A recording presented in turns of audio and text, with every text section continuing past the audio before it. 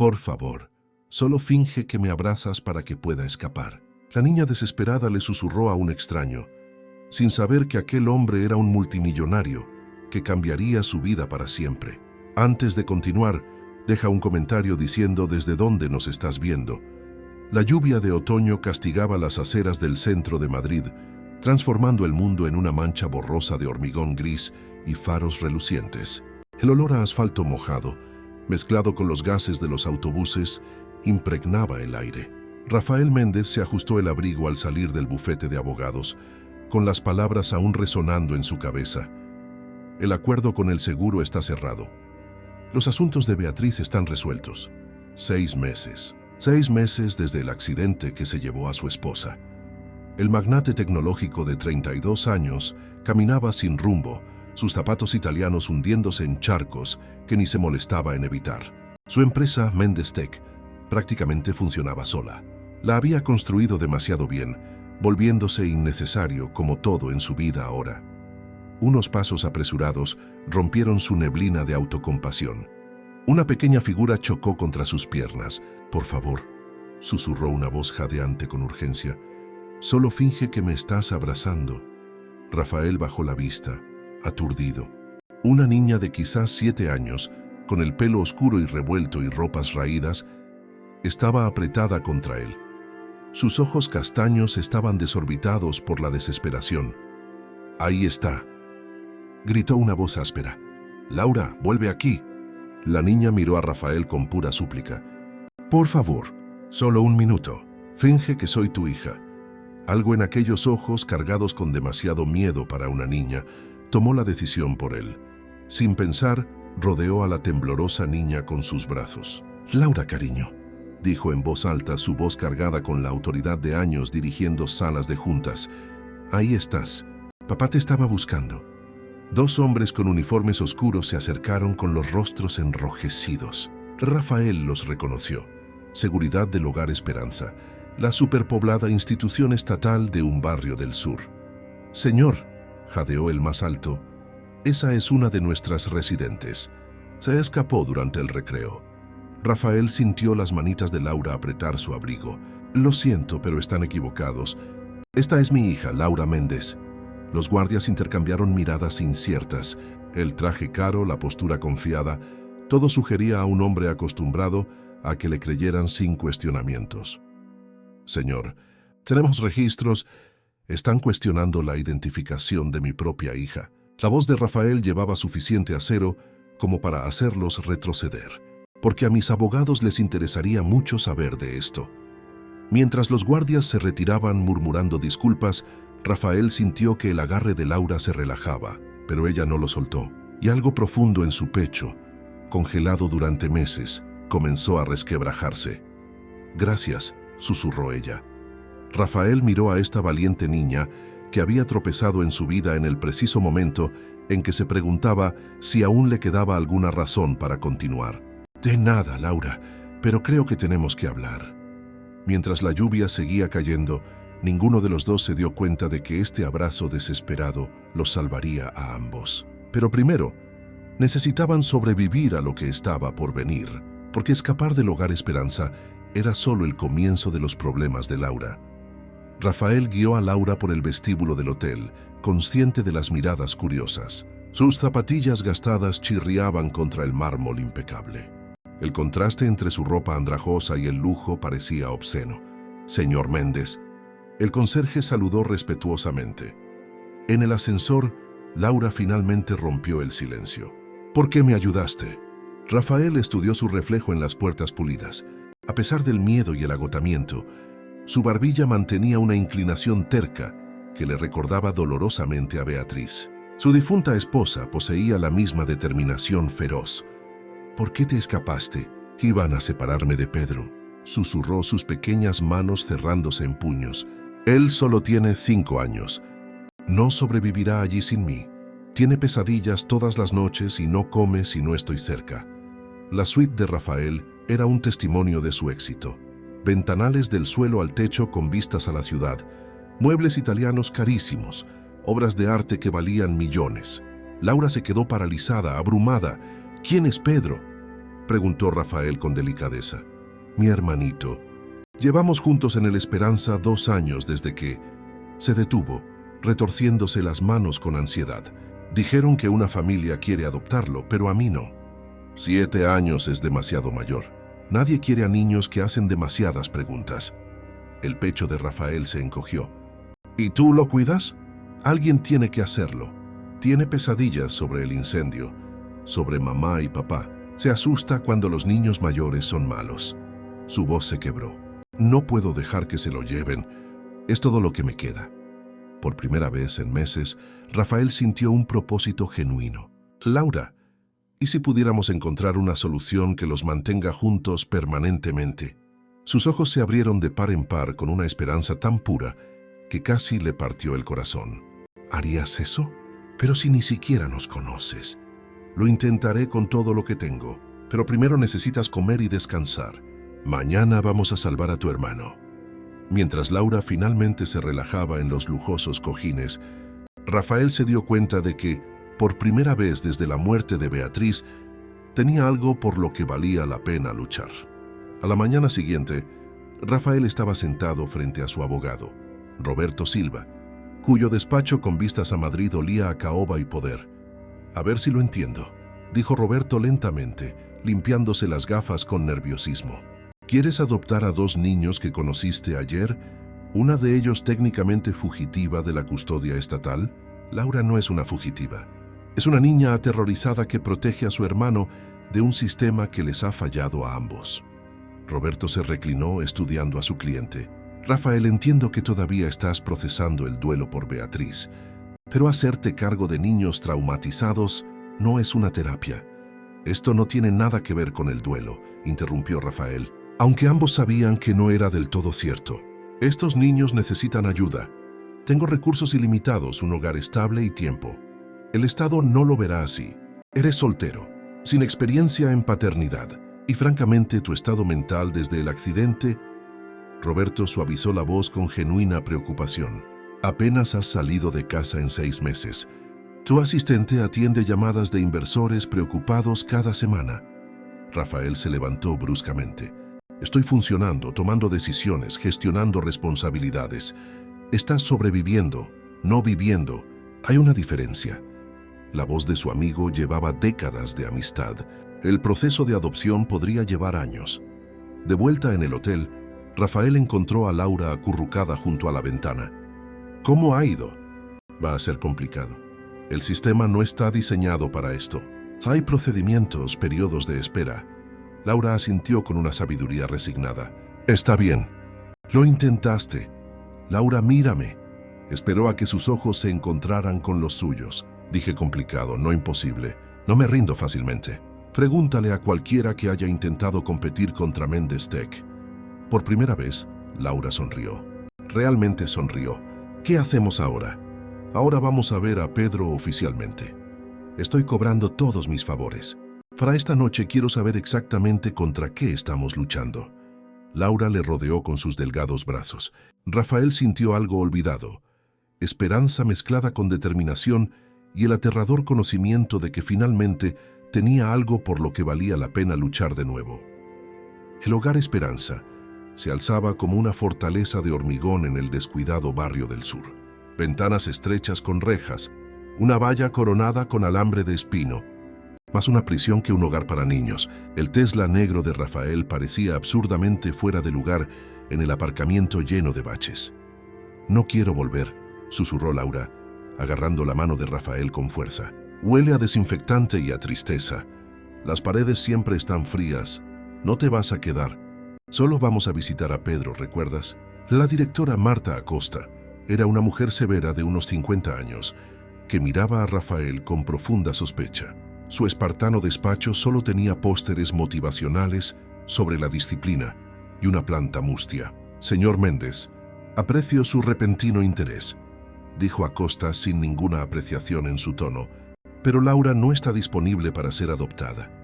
Muestra serios problemas de comportamiento. ¿Qué tipo de problemas?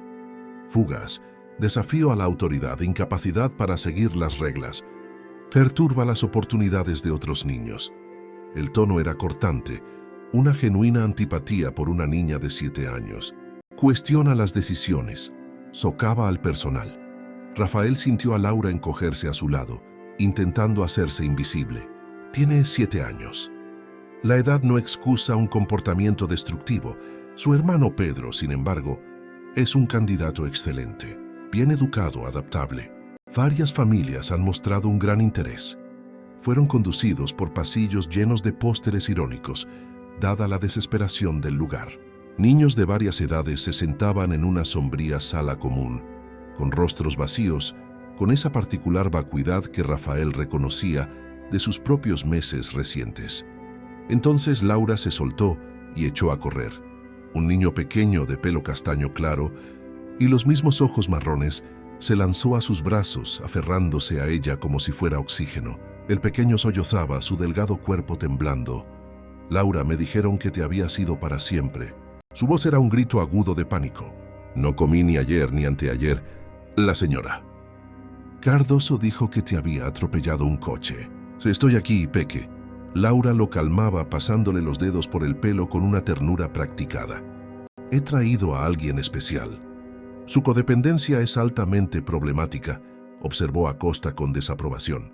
«Pedro necesita aprender a ser independiente». «Necesita a su hermana», dijo Rafael con firmeza, observando cómo Pedro se aferraba a Laura. «Quiero adoptarlos a los dos juntos». «Absolutamente imposible. Laura no es apta debido a sus problemas de comportamiento». Laura es una niña de 7 años, forzada a ser la madre de su hermano, traumatizado porque su institución ha fallado. La voz de Rafael llevaba la misma autoridad con la que construyó su imperio. «Estoy preparado para proporcionar un hogar amoroso, una educación excelente, terapia integral y cualquier recurso que necesiten». El rostro de Acosta se endureció. «Señor Méndez, esta reunión ha terminado. Usted no entiende las complejidades del cuidado institucional». Al salir, Pedro no soltó a Laura. «No me dejes otra vez», suplicó, con las lágrimas corriendo por su rostro. «No puedo dormir sin ti. Las pesadillas vuelven. Volveré a por ti», prometió Laura con ferocidad, sus propias lágrimas cayendo. «Lo juro por las tumbas de mamá y papá». «El señor Rafael nos va a ayudar». Observando aquella despedida desesperada, Rafael tomó una decisión.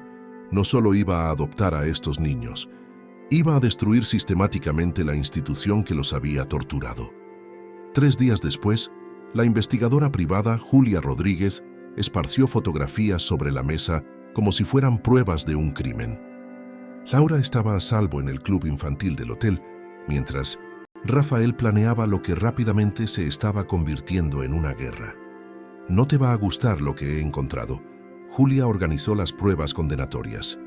El Hogar Esperanza lleva 18 meses bajo investigación estatal. Falta crónica de personal, supervisión inadecuada, denuncias de abuso emocional e irregularidades financieras. Rafael estudió las fotografías con creciente horror. Dormitorios superpoblados, niños en colchones en el suelo, equipamiento roto sujeto con cinta adhesiva, ojos vacíos. ¿Por qué no lo han cerrado? Política, dinero. La directora Acosta tiene conexiones profundas. Su cuñado está en el comité de supervisión y son significativamente más baratos que otras instalaciones. Julia señaló unas fotos particularmente condenatorias. Pero aquí es donde se pone interesante. 3 familias solicitaron a Pedro en los últimos 6 meses. A todas se les informó de que Laura tenía graves problemas de comportamiento. Problemas como proteger a su hermano. Exacto. Entrevisté a ex empleados. Pintaron un cuadro muy diferente. Laura era responsable, cariñosa, ayudaba a los niños más pequeños, enseñó a algunos a leer, medió en conflictos, organizó cumpleaños secretos con golosinas de contrabando. La expresión de Julia se oscureció, pero hacía demasiadas preguntas sobre por qué separaban a los hermanos, por qué algunos niños recibían un trato preferencial. Era una amenaza para su lucrativo sistema. Se pone peor. Pedro tuvo 3 intentos serios de adopción que fracasaron en el último año. Cada vez, las familias decían que estaba gravemente traumatizado, patológicamente apegado a su hermana. Lloraba constantemente, Se negaba a comer, tenía ataques de pánico. Julia sacó unos documentos. La última familia registró una queja oficial diciendo que el centro nunca reveló el alcance del daño psicológico causado al obligarlo a vivir sin su figura de apego principal. Hay más, y te va a romper el corazón. Su voz se suavizó. Encontré los archivos originales. El incendio de hace 2 años. Un fallo eléctrico. Laura se despertó con el humo. Sacó a Pedro de la cuna y lo llevó a un lugar seguro. Ella lo salvó. Tenía 5 años y cargó a su hermano de 3 a través de una casa en llamas. Rafael tuvo que agarrarse a la mesa. Esta niña ya lo había perdido todo una vez. Literalmente, había llevado a su hermano a través del fuego y había pasado 2 años luchando por mantenerlos juntos en un sistema diseñado para separarlos por dinero. Julia, necesito que investigues más a fondo. Las finanzas de Acosta, sus conexiones, los patrones de financiación, las adopciones fallidas. Si quieren jugar sucio, van a descubrir cómo es el poder real cuando está motivado. Cuando Laura regresó, parloteando sobre haber hecho amigos, encontró a Rafael al teléfono con un ejército de aliados. Su abogado corporativo, contactos de capital riesgo, periodistas de investigación, organizaciones de defensa infantil. ¿Está todo bien?, preguntó ella, su felicidad disminuyendo. Rafael colgó y se arrodilló a su nivel. Laura, ¿cómo te sentirías si nunca más tuvieras que preocuparte por ser separada de Pedro? Si tuvierais una casa de verdad donde estéis seguros y seáis amados. Sus ojos se iluminaron con una mezcla de esperanza y terror. ¿Qué quieres decir? ¿Vas a ser nuestro padre? Quiero decir que me aseguraré de que vengáis a casa conmigo como mis hijos. Pero necesito que confíes en mí por completo, porque esta lucha se va a poner fea antes de mejorar. Laura enderezó sus pequeños hombros con una determinación que le recordó a Rafael cada batalla exitosa que había librado. Confío en ti más que en nadie en el mundo, y no tengo miedo de lo feo. He vivido en lo feo durante 2 años. Estoy lista para luchar por algo hermoso. Mientras arropaba a Laura esa noche, leyéndole un cuento sobre familias que permanecían juntas, no sabía que la directora Acosta ya estaba planeando un contraataque vicioso. La llamada que amenazaría con destruirlo todo llegaría en menos de 12 horas. La llamada llegó a las 6:47 de la mañana, sacando a Rafael del primer sueño genuinamente tranquilo que había tenido en meses. Señor Méndez. La voz era oficial, fría. Inspectora Sara Martínez, de la Policía Nacional. Necesitamos hablar sobre Laura y Pedro. La sangre de Rafael se heló. Los menores que ha estado albergando ilegalmente. Necesitamos que se presente inmediatamente para ser interrogado por acusaciones de secuestro, interferencia en la custodia legal y poner en peligro a un menor. 1 hora después, Rafael estaba sentado en una sala de interrogatorios estéril que olía a producto de limpieza y desesperación. Laura estaba apretada a su lado, mirando a la inspectora Martínez y a una mujer presentada como Carla Fuentes de los Servicios de Protección de Menores. Señor Méndez, comenzó Martínez consultando un grueso expediente. Está usted en serios problemas. Interferir en la custodia legal, albergar a una menor fugitiva, potencialmente secuestro, cargos que podrían suponerle décadas en prisión. Ayudé a una niña asustada que me pidió protección. Ayudó a una menor a evadir a las autoridades legales, interrumpió Fuentes suavemente. Laura fue reportada como desaparecida durante 4 días.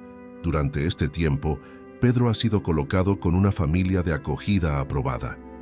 Laura jadeó. Su cuerpo se puso rígido. No, no pueden llevarse a Pedro. Le prometí que volvería. Laura, la voz de Fuentes adoptó un tono condescendiente que hizo que a Rafael se le erizara la piel. A veces las promesas no se pueden cumplir.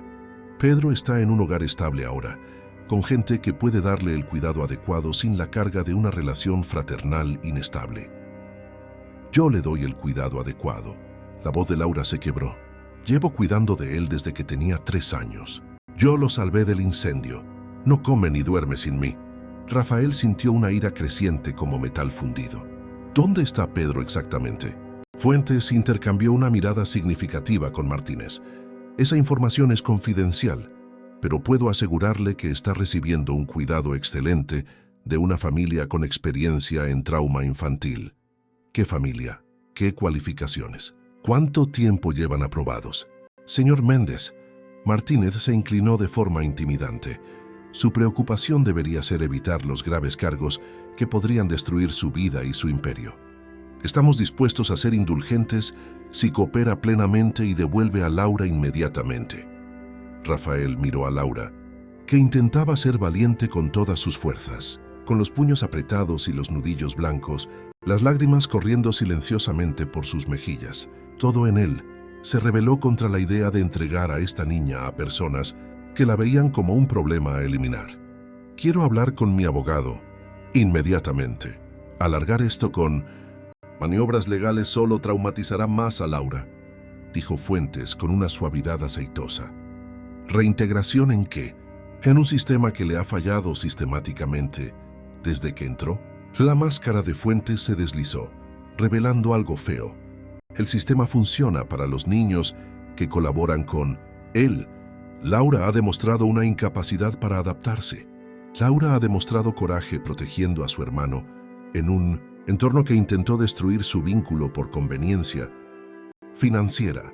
Señor Méndez, Martínez se volvió cortante. Tiene 10 minutos para decidir.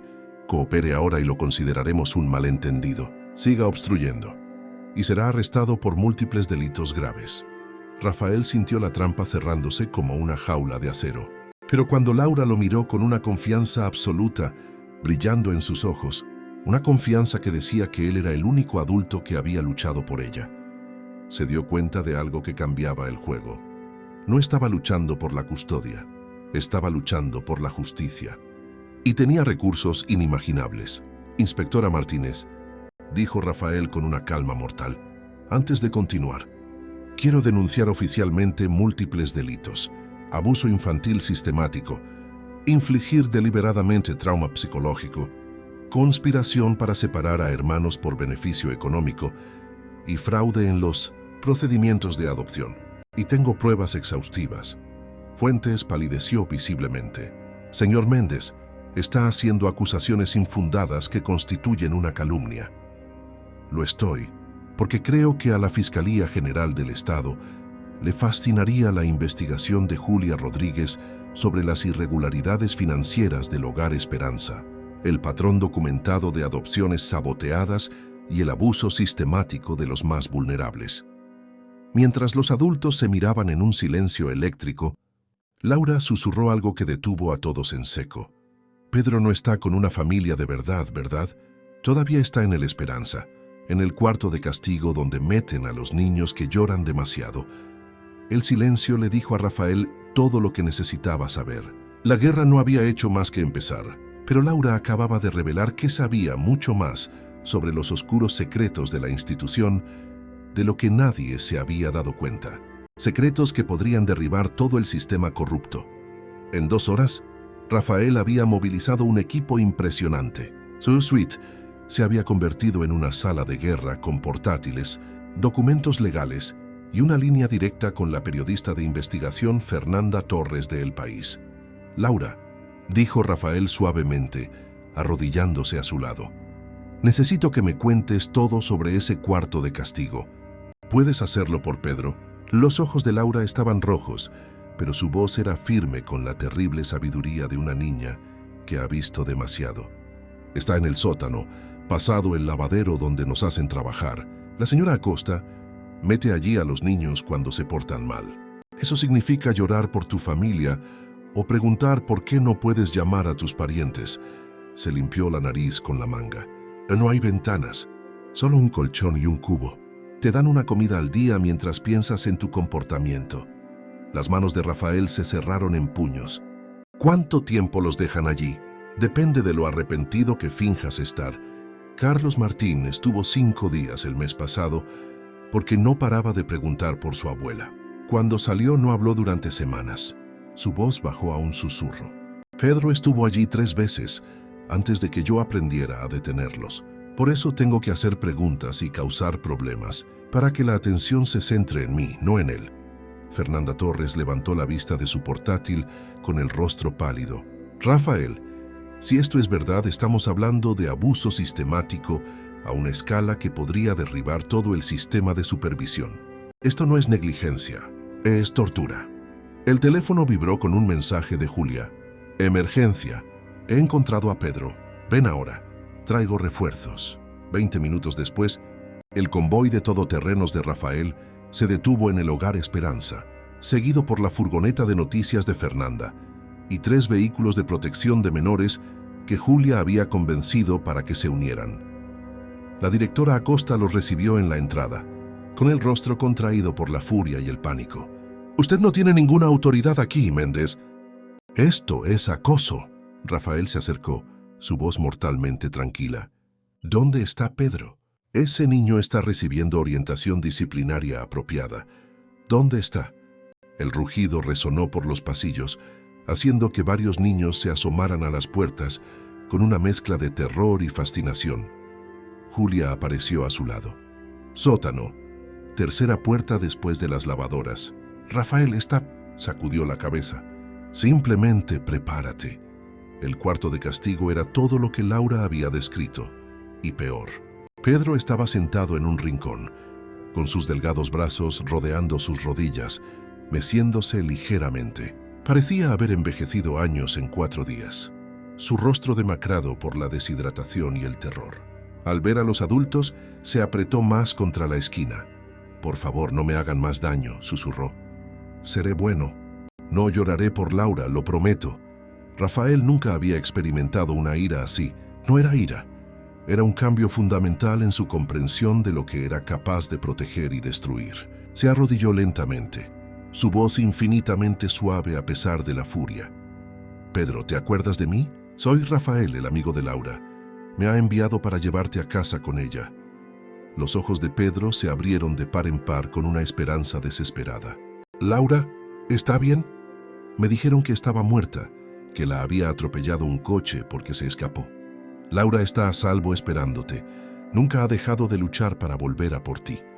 Rafael extendió la mano con cuidado. «¿Quieres verla ahora?» Pedro se lanzó a los brazos de Rafael, aferrándose con la fuerza desesperada de alguien que se está ahogando y finalmente encuentra tierra firme. Rafael hizo un juramento que remodelaría toda su vida. No solo destruiría el Hogar Esperanza, se aseguraría de que ningún niño volviera a sufrir así nunca más. Detrás de él, Fernanda lo documentaba todo con la minuciosidad de una ganadora del premio Ortega y Gasset. El reinado de terror de la directora Acosta estaba a punto de convertirse en noticia de portada nacional. Pero primero, Rafael tenía 2 niños que llevar a casa a salvo y una guerra que terminar. El reportaje de El País llegó a los kioscos a las 6 de la mañana con un titular que detuvo el tráfico. La Casa de los Horrores. Un CEO multimillonario destapa el abuso infantil sistemático en una institución financiada por el gobierno. Fernanda Torres había elaborado una pieza devastadora que se viralizó al instante, compartida miles de veces. Rafael estaba sentado en el salón, con Laura acurrucada en su lado izquierdo y Pedro en el derecho, ambos finalmente dormidos después de un emotivo reencuentro. Su teléfono vibraba sin cesar, reporteros, políticos, grupos de defensa de todo el país. «Señor Méndez», dijo Fernanda a través del Bluetooth, «Antena 3 quiere una entrevista en directo en 30 minutos. La oficina del presidente del gobierno está exigiendo una investigación inmediata». Y la directora, «Acosta ha convocado una rueda de prensa alegando que usted es mentalmente inestable y está usando a estos niños como peones en un colapso inducido por el duelo». Rafael se apartó suavemente de los niños, cubriéndolos con mantas. «Que lo intente. Las pruebas de Julia son irrefutables y tenemos los informes médicos de Pedro de la evaluación hospitalaria de ayer. Deshidratación, desnutrición y respuestas de trauma que serían criminales en un prisionero de guerra adulto». Sus apariciones matutinas fueron una clase magistral de furia controlada. Rafael se sentó ante periodistas experimentados, tranquilo y profesional, pero sus palabras llevaban el peso de una autoridad moral absoluta.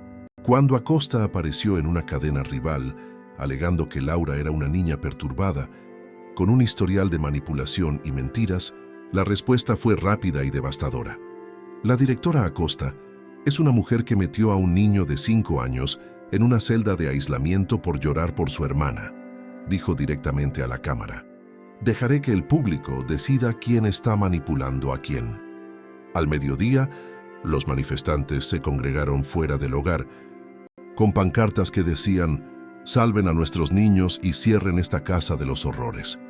Las redes sociales explotaron con el hashtag Justicia para Laura Huyghe Pedro. Defensores de todo el país comenzaron a pedir una intervención federal. La doctora Patricia Williams, la psicóloga infantil que Rafael había contratado, entregó sus hallazgos preliminares por videoconferencia. El trauma que estos niños han experimentado es profundo y sistemático. Laura muestra una hipervigilancia consistente con el estrés prolongado.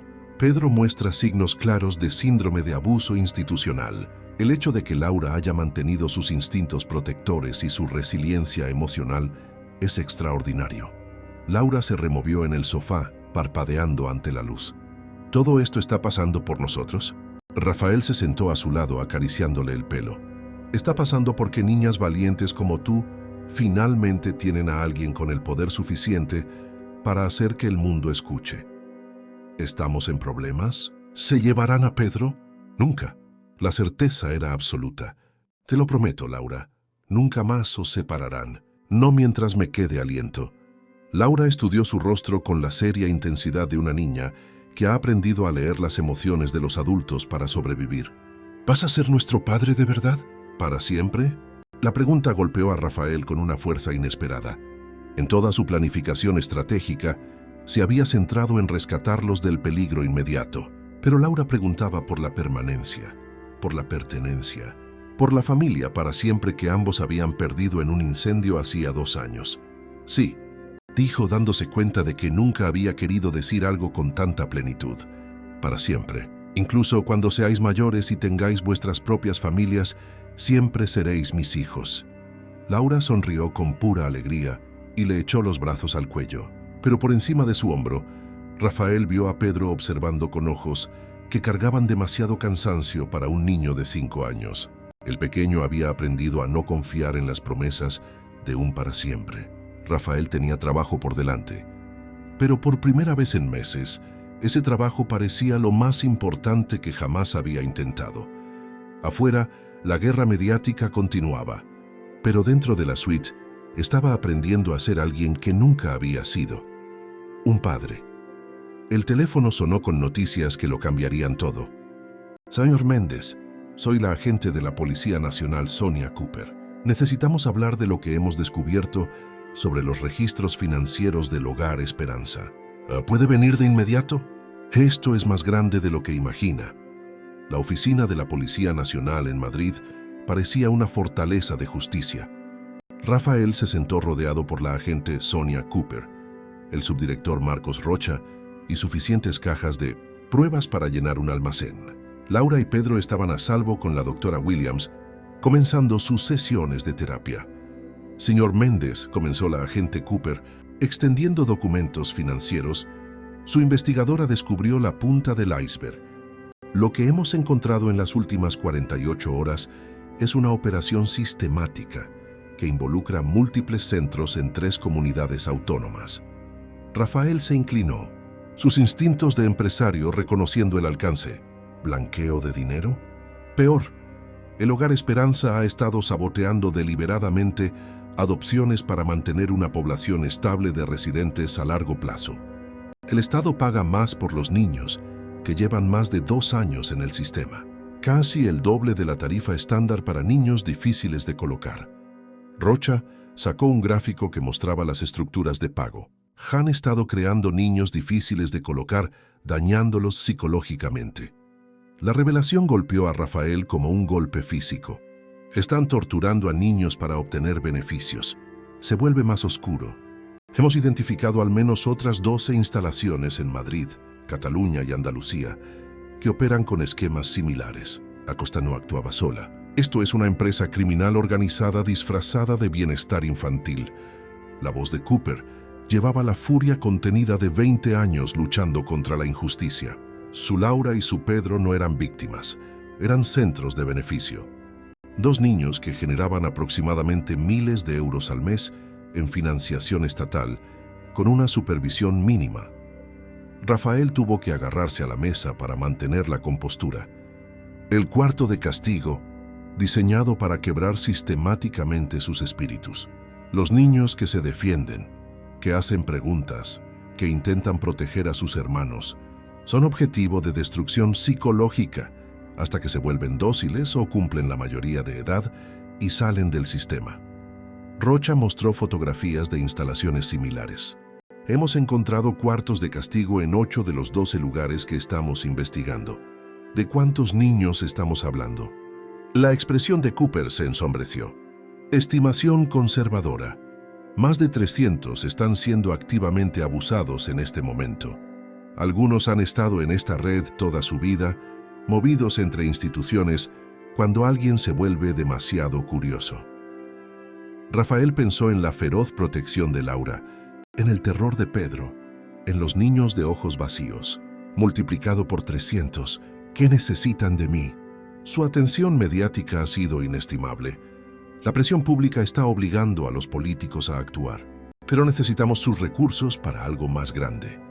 Rocha se inclinó con intensidad. Estamos planeando redadas coordinadas en las 12 instalaciones simultáneamente.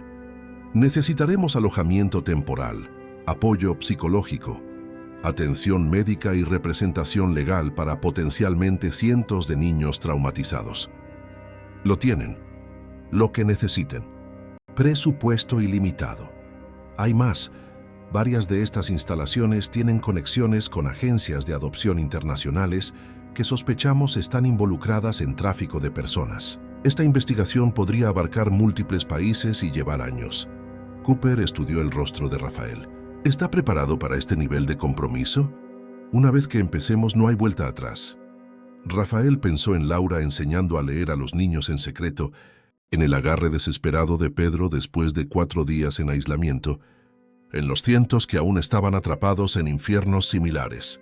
Agente Cooper, hace 6 meses, estaba dispuesto a renunciar a la vida por completo. Estos niños me dieron una razón para luchar de nuevo. No necesita preguntar si estoy comprometido. Necesita preocuparse por seguirme el ritmo. Su teléfono vibró con un mensaje de la doctora Williams. Se necesita sesión de emergencia. Pedro ha tenido un gran avance. Está listo para contarnos sobre los otros niños, los que no lograron salir. La sala se quedó en silencio mientras Rafael compartía el mensaje. Cooper y Rocha intercambiaron miradas sombrías. Señor Méndez, dijo Rocha en voz baja, creo que necesita prepararse. Si Pedro tiene información sobre niños que no salieron, esta investigación acaba de convertirse en un posible caso de homicidio. Mientras Rafael corría de vuelta para consolar a 2 niños que estaban a punto de convertirse en testigos clave en un caso federal, se dio cuenta de que salvar a Laura y Pedro era solo el principio. Estaban a punto de destapar una red de maldad que se extendía mucho más allá de lo que nadie había imaginado.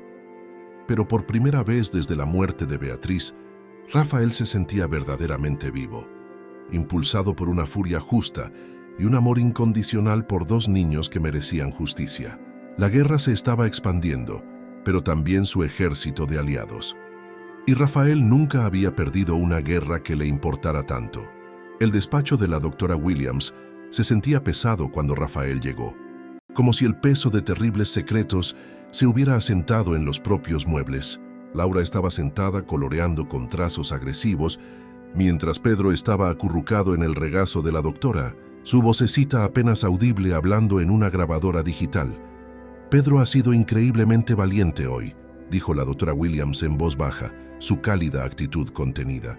Pero lo que ha compartido Rafael, llevo 15 años tratando a niños traumatizados y nunca he oído nada como esto.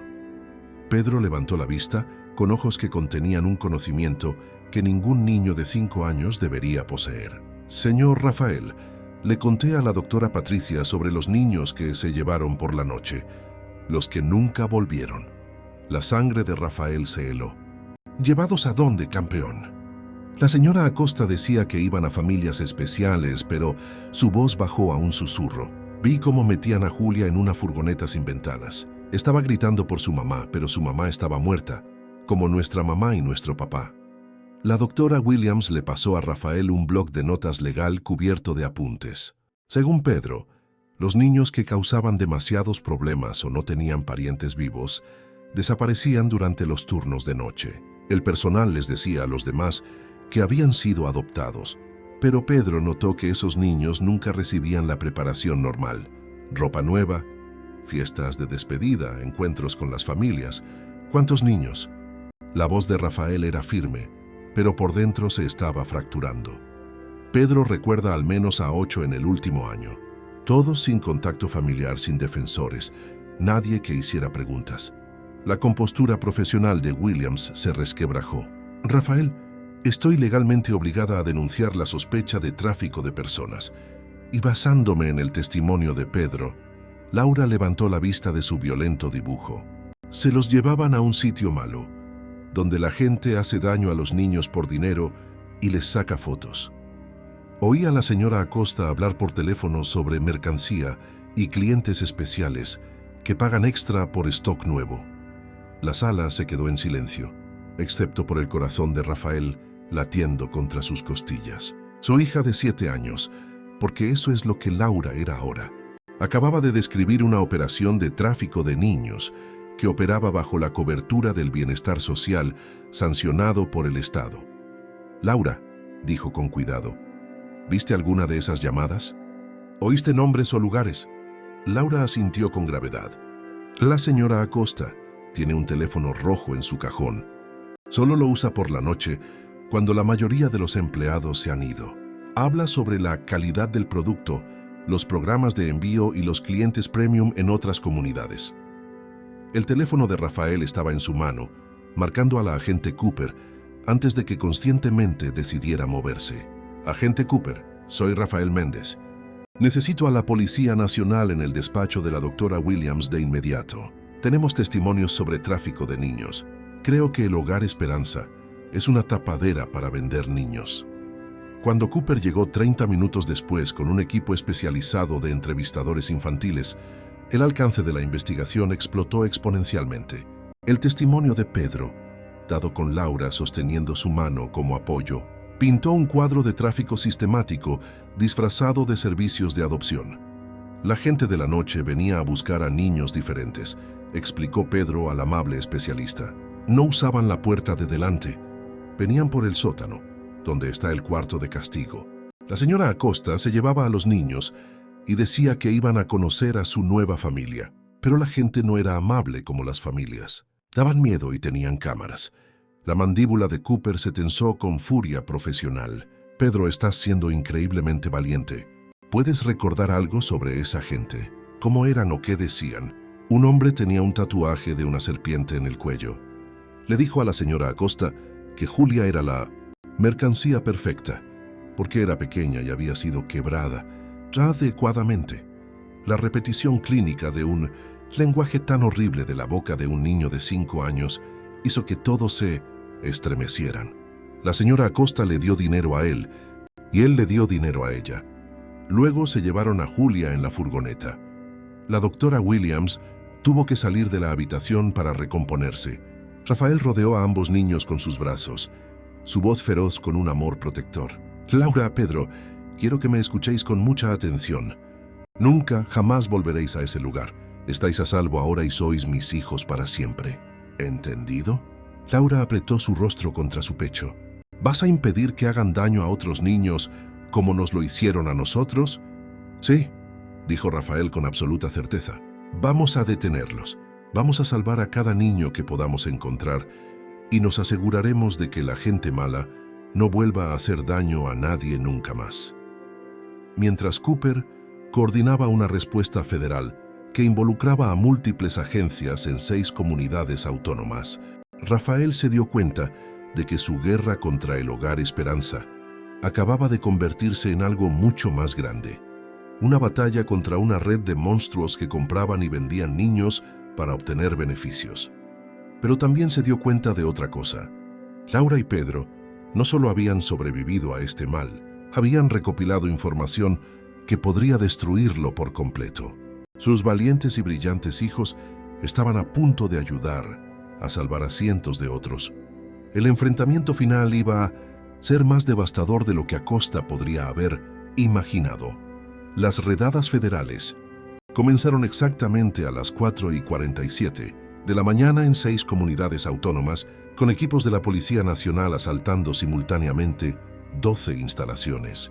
Rafael observaba desde el centro de mando establecido en su suite, con múltiples pantallas, mostrando transmisiones en directo, mientras Laura y Pedro dormían pacíficamente en la habitación de al lado, finalmente seguros bajo protección federal las 24 horas. El Esperanza está asegurado, crepitó la voz de Cooper. Acosta está bajo custodia. Hemos encontrado el teléfono rojo que Laura describió, junto con registros financieros que hacen que el presupuesto del Pentágono parezca simple. En la pantalla, Rafael vio cómo se llevaban a Acosta esposada, con el rostro contraído por la rabia y la incredulidad. Los niños estaban siendo evacuados, cada uno recibiendo atención médica inmediata y evaluación psicológica. Algunos estaban tan traumatizados que apenas podían hablar. Otros mostraban una feroz protección hacia las víctimas más jóvenes. «Señor Méndez», llamó Rocha, «necesitamos discutir la crisis inmediata. Tenemos 237 niños que necesitan alojamiento de emergencia, atención médica y asesoramiento». Rafael no dudó. «Estoy estableciendo la Fundación Beatriz Méndez para la protección infantil con efecto inmediato. Nos encargaremos del alojamiento, la atención médica, el apoyo psicológico y la defensa legal de cada niño que rescatemos. Presupuesto ilimitado». Su asistente, Marina Santos, levantó la vista de su portátil donde coordinaba con contratistas y especialistas. «Rafael, he conseguido que 3 hoteles proporcionen alojamiento seguro. El Hospital Santa Cruz está montando una unidad especializada en trauma. La doctora Williams ha reunido un equipo de 40 psicólogos que pueden estar aquí mañana por la mañana. Fernanda Torres, con acceso exclusivo para documentar las redadas, se acercó con su equipo de cámaras. «Rafael, estas imágenes van a cambiar la ley de bienestar infantil para siempre. Pero tengo que preguntar, ¿cómo están lidiando Laura y Pedro con estar en el centro de algo tan masivo?» Rafael miró hacia la habitación donde dormían sus hijos. «Son increíblemente resilientes, pero todavía están procesando su propio trauma». Laura pregunta si puede ayudar a consolar a los otros niños rescatados, porque sabe lo aterrador que es estar solo. Pedro dibuja a todos los niños que recuerda y pregunta si están a salvo ahora. «¿Y cómo está lidiando usted con convertirse en padre en medio de una investigación federal?» Por primera vez en horas, Rafael sonrió genuinamente. «Hace 6 meses pensé que mi vida había terminado.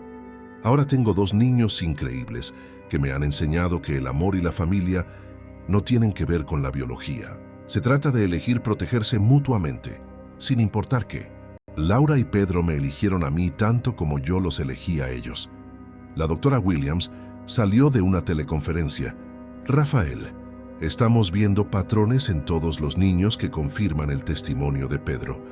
Acondicionamiento psicológico sistemático, trauma deliberado para hacer a los niños dóciles y evidencia de preparación para el tráfico a clientes en múltiples países». La voz de Cooper llegó por los comunicadores. «Tenemos identificaciones positivas de 12 de los niños desaparecidos que Pedro recordaba. Están vivos, a salvo y siendo reunidos con sus parientes cuando es posible. Julia, la niña que Pedro mencionó, está bajo custodia protectora y ha preguntado por el niño que recordaba su nombre». Rafael sintió lágrimas que no sabía que estaba conteniendo. «¿Podemos organizar que Pedro hable con ella? Creo que ambos necesitan saber que sobrevivieron. Ya lo estamos coordinando, pero Rafael, hay algo más. Hemos encontrado la lista de clientes de Acosta. Esta red estaba suministrando niños a compradores en 17 países. Estamos hablando de posibles operaciones de rescate desde Asia hasta Europa y Sudamérica». El alcance era abrumador, pero Rafael sintió algo que no había experimentado desde la muerte de Beatriz, una absoluta claridad de propósito. «Agente Cooper, tiene los recursos ilimitados de Méndez Tech y la Fundación Beatriz Méndez. Lo que sea necesario, el tiempo que sea necesario, Encontraremos a cada niño y lo traeremos a casa. Laura apareció en la puerta, frotándose los ojos somnolientos. Señor Rafael, oí voces. ¿Están bien los otros niños? Rafael la cogió en brazos. Sí, cariño, porque tú y Pedro fuisteis tan valientes. Hemos encontrado a muchos niños que necesitaban ayuda, igual que vosotros. Podemos ayudarlos a aprender a sentirse seguros de nuevo, como nos ayudó la doctora Patricia. Eso es exactamente lo que vamos a hacer, prometió Rafael, sosteniendo a su hija mientras coordinaba una operación de rescate global. Vamos a ayudar a cada uno a encontrar su camino a casa. Mientras el amanecer rompía sobre Madrid, pintando el cielo con tonos de esperanza, Rafael se dio cuenta de que el enfrentamiento final con Acosta estaba llegando. Pero esa noche, él era simplemente un padre sosteniendo a su hija mientras trabajaban juntos para salvar a otros. Y ese se sentía como el trabajo más importante que había tenido jamás. Rafael estaba en el despacho de la jueza, Patricia Hamilton, observando a Laura juguetear con el cuello de su vestido nuevo, mientras Pedro practicaba escribir su nuevo nombre, Pedro Méndez.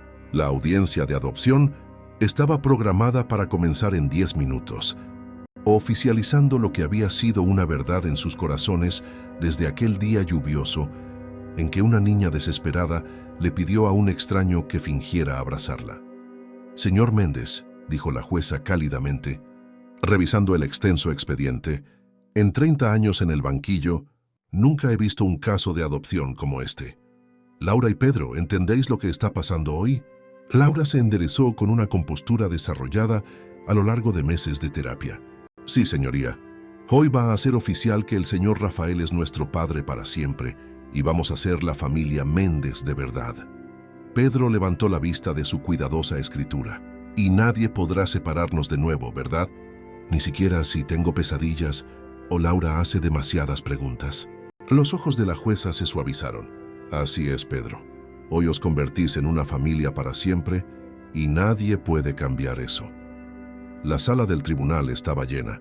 La agente Cooper y su equipo, que se habían convertido en amigos de la familia. La doctora Williams, que los había guiado a través de meses de curación. Fernanda Torres, cuya cobertura ganadora del premio Ortega y Gasset había desencadenado una reforma nacional. Y docenas de niños y familias rescatadas gracias al coraje de Laura y Pedro. Pero los ojos de Rafael se dirigieron a la última fila, donde la directora Marta Acosta estaba sentada, esposada entre dos oficiales.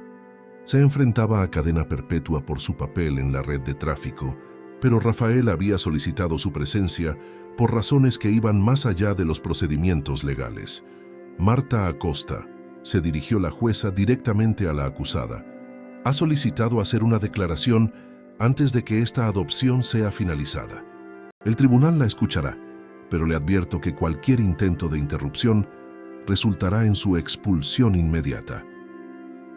Acosta se levantó lentamente, con el rostro demacrado después de meses bajo custodia. Cuando habló, su voz no tenía nada de su antigua autoridad. Yo necesito que estos niños sepan algo. Miró directamente a Laura y Pedro, con los ojos llenándose de lágrimas. Me convencí de que os estaba preparando para el mundo real, que haceros fuertes significaba romperos primero. Pero viendo la investigación, viendo lo que habéis logrado, viendo los cientos de niños que habéis salvado, su voz se quebró por completo. Nunca estuvisteis rotos. Erais los niños más fuertes que he conocido, y yo estaba demasiado dañada por mi propia infancia para reconocer la fuerza cuando la veía. Laura se levantó de su silla, caminó por la sala y se detuvo directamente frente a Acosta. Toda la sala contuvo la respiración mientras esta niña de 7 años se enfrentaba a la mujer que la había atormentado durante 2 años. Señora Acosta, dijo Laura en voz baja, la perdono, no porque se lo merezca, sino porque cargar con el odio te hace más pequeña. Y voy a estar demasiado ocupada siendo feliz como para ser pequeña de nuevo. El silencio que siguió fue profundo y sanador. Acosta se derrumbó de nuevo en su silla, sollozando con lo que sonaba como un remordimiento genuino por primera vez en su vida adulta. La jueza Hamilton se secó sus propios ojos antes de continuar. Laura y Pedro, por el poder que me confiere el Estado, Os declaro legalmente adoptados por Rafael Méndez. Vuestros nombres son ahora Laura Méndez y Pedro Méndez, y sois para siempre miembros de la familia Méndez. La sala estalló en aplausos y lágrimas. Rafael se arrodilló mientras ambos niños se lanzaban a sus brazos, abrazándolos como si pudiera absorber todo su dolor y reemplazarlo con puro amor. «Somos una familia de verdad ahora», susurró Pedro con asombro. «Siempre hemos sido una familia», respondió Rafael, con la voz embargada por la emoción. Los papeles solo lo han hecho oficial. Más tarde esa noche, mientras celebraban en su nueva y espaciosa casa, con un jardín para jugar y habitaciones para todos los niños rescatados que los visitaban regularmente, Laura encontró a Rafael de pie en su despacho, mirando una fotografía en su escritorio. «¿Es mamá Beatriz?», preguntó Laura en voz baja. Rafael asintió subiéndola a su regazo. «Sí, cariño. Creo que os habría querido mucho. ¿Crees que está triste de que ahora seamos tus hijos en lugar de sus bebés?». Rafael consideró la pregunta con la seriedad que merecía. «Laura, creo que mamá Beatriz os envió a mí ese día cuando necesitabais ayuda. Creo que ella sabía que yo necesitaba aprender a amar de nuevo y que vosotros necesitabais a alguien que luchara por vosotros. Creo que nos está cuidando a los tres y sonriendo». Laura estudió la fotografía pensativamente. «Parece amable, como el tipo de madre que querría que su marido salvara a niños que necesitaban ser salvados. Ese es exactamente el tipo de persona que era». Pedro apareció en la puerta, arrastrando su manta favorita. «Papá Rafael, ¿nos lees el cuento de la familia que se salva mutuamente?». Se había convertido en su ritual nocturno. Una historia que Rafael había escrito sobre un empresario que pensaba que ya no tenía nada por lo que vivir, hasta que dos niños valientes le enseñaron que el amor se multiplica cuando lo compartes. Mientras se acurrucaban en el rincón de lectura que Rafael había construido, rodeados por el suave brillo de las lámparas y la seguridad del hogar, Rafael reflexionó sobre cuánto había cambiado desde aquel lluvioso día de otoño. La Fundación Beatriz Méndez había rescatado a más de 800 niños en todo el mundo, reformado las leyes de bienestar infantil en 12 comunidades autónomas y proporcionado servicios de sanación a miles de familias. Laura había iniciado un grupo de apoyo para niños rescatados, enseñándoles el coraje que había aprendido protegiendo a Pedro. Pedro había comenzado a hablar en conferencias, su inocente sabiduría, ayudando a los adultos a entender la perspectiva de los niños vulnerables. Pero la mayor transformación fue la del propio Rafael, el hombre vacío y afligido que deambulaba por las calles de Madrid buscando una razón para seguir viviendo. Se había convertido en un padre, un defensor y un guerrero por la justicia. Todo porque una niña de 7 años le pidió que fingiera abrazarla. «Papá», dijo Laura mientras él terminaba la historia, «¿crees que hay otros niños por ahí que necesitan familias como nosotros te necesitábamos a ti?». «Estoy seguro de que sí, cariño». «¿Por qué lo preguntas?». Laura y Pedro intercambiaron una mirada que Rafael había aprendido que significaba que estaban tramando algo maravilloso y probablemente caro. «Bueno», dijo Laura con cuidado, «Pedro y yo estábamos pensando que esta casa es bastante grande y conocemos a muchos niños que necesitan un hogar. Y somos bastante buenos siendo hermanos mayores». Rafael miró a sus extraordinarios hijos, supervivientes que se habían convertido en sanadores, víctimas que se habían convertido en héroes, niños rotos que le habían enseñado a estar completo de nuevo. «¿Estáis sugiriendo que expandamos la familia Méndez?». «Solo si tú quieres», dijo Pedro rápidamente. «Sabemos que probablemente ya somos suficiente trabajo». Rafael acercó a ambos niños, abrumado por su capacidad de amar después de todo lo que habían soportado. «Laura Méndez y Pedro Méndez, nunca sois demasiado trabajo. Sois los mayores regalos que he recibido. Y si queréis compartir nuestra familia con otros niños que necesitan amor, entonces eso es exactamente lo que haremos». Mientras un trueno retumbaba fuera de su hogar cálido y seguro, Rafael recordó otra noche de tormenta en la que un abrazo desesperado había cambiado 3 vidas para siempre. Ahora, rodeado por la risa de sus hijos y planeando abrir sus corazones a aún más niños que necesitaban familias, Entendió que el amor no era algo que se agotaba cuando lo compartías. El amor era algo que crecía más fuerte cada vez que elegías compartirlo. Y la familia Méndez no había hecho más que empezar. ¿Y tú también te has emocionado? Deja tu like para que más gente conozca este increíble viaje. ¿Quieres más narrativas que te lleguen al corazón? Suscríbete al canal y activa la campanita. Ahora queremos saber, ¿alguna vez has visto a un niño demostrar un coraje que los adultos ignoraron? Cuenta tu historia en los comentarios. Comparte este video con alguien que necesite una dosis de esperanza. Nos vemos en la próxima historia.